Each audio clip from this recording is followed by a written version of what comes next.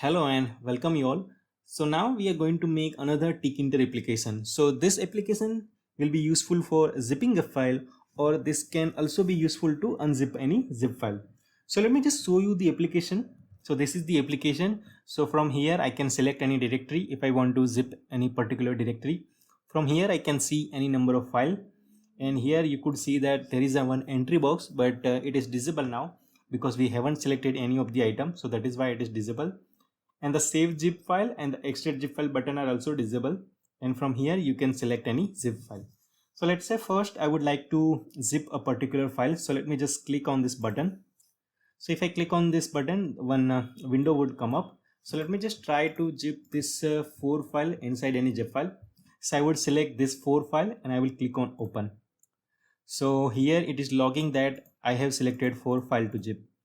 And let me just change the zip file name to be, let's say I would be naming as result 26 March.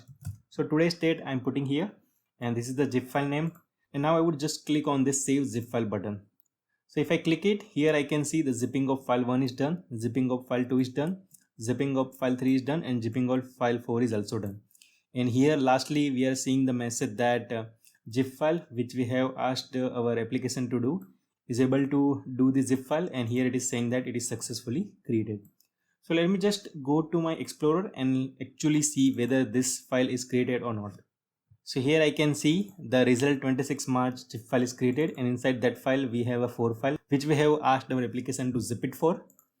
So now we would be unzipping this file with the help of our application. So here let's just first select a zip file. So here I would click on this guy and I would select result 26 March a zip file. So here I have selected that file. Now I would click on extract zip file. So here I can see that all files are successfully extracted, and here I could see the progress bar is 100% completed. So that means my all files are successfully extracted and I just need to see the folder.